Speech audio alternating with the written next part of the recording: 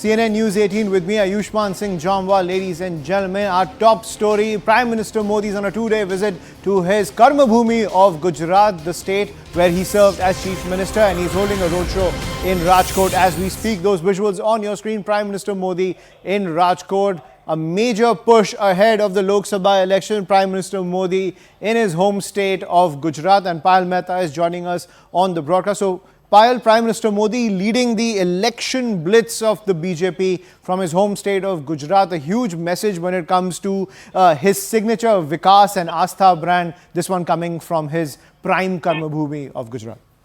Well, absolutely, Ayushman. It's not just his Karma Bhumi, but it is also his Janma Bhumi as well, because that is where Narendra Modi essentially hails from.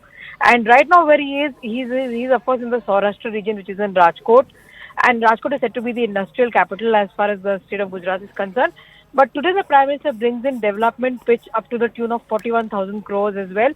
Especially a lot of projects that are going to be dedicated to the cause of the health sector. You know, he'll be in fact laying foundation stone for various projects, and of course dedicating to the nation 5 aims, including that of Rajkot, Bhatinda, Rai Bareli among the others as well. Also a lot of road and infrastructure projects also being dedicated. There's of course the dedication of the doubling of the Rajkot rail line, 4-laning of the Bhavnagar Talaja package, the Pitli Bhavnagar package of the NH 751.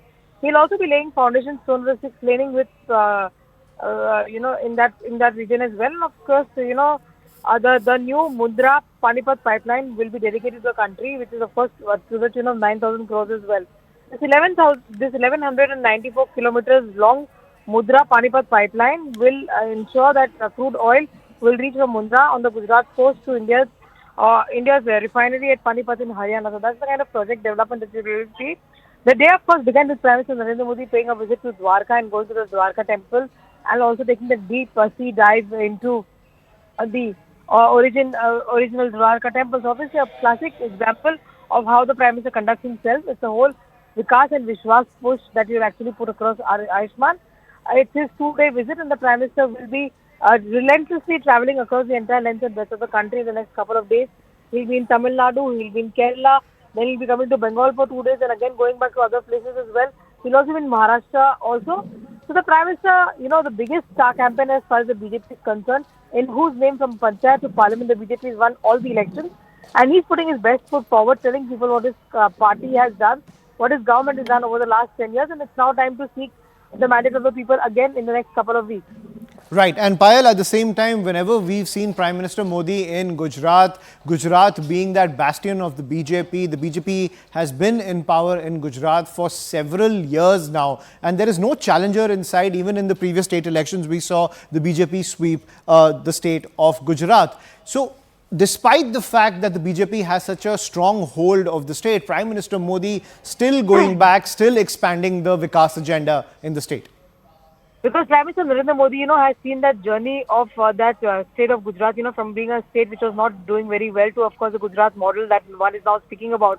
Narendra Modi, Ayushman being the longest serving Chief Minister of Gujarat, he's been somebody who's seen the rise. He's seen many tragedies also unfold before him, whether it's the earthquake that he saw in 2000 or probably floods that Gujarat has been facing with. So, as far as the electoral politics is concerned, it seems at this point in time, there is no challenger to the BJP essentially in Gujarat, because not only has the Gujarat state been very prosperous for the BJP in terms of its elections in the assembly. You saw them sweeping the last assembly election, but even in the last 2 Lok Sabha elections, the BJP has been able to win all 26 seats, and they want to continue with that record as well. So obviously, Prime Minister Narendra Modi takes a lot of pride when he comes in over here. So even when he speaks Ayushman, you see him, giving out a lot of anecdotes, expressing a lot of personal sentiment with people, tells people that, he has not forgotten Gujarat.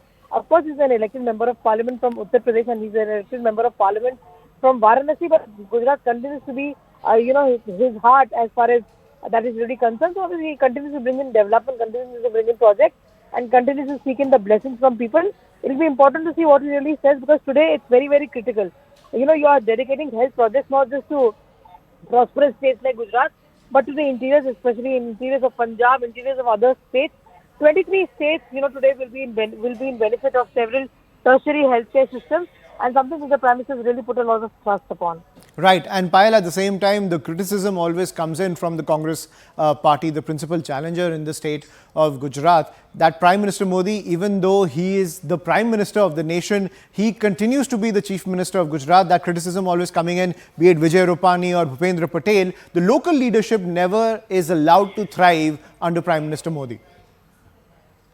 Modi has certainly answered all these questions time and again, and he's essentially said that, the double engine growth government really does wonders for the state, and that's an example of that. And it's a question of collective leadership. Obviously, the opposition parties have been left in the cold, especially the Congress party in the state of Gujarat.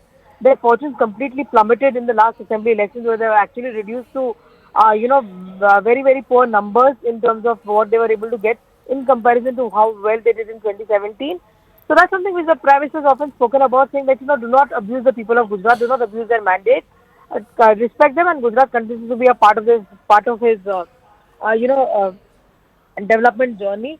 That is where he belongs to, that is where he started, and that's where he's actually been able to show his administrative skills. Remember, being the Chief Minister for at least the longest time as far as the state of Gujarat is concerned is something which Prime Minister Narendra Modi often says that is where he had his initial learnings from, and he's brought all these learnings to Delhi.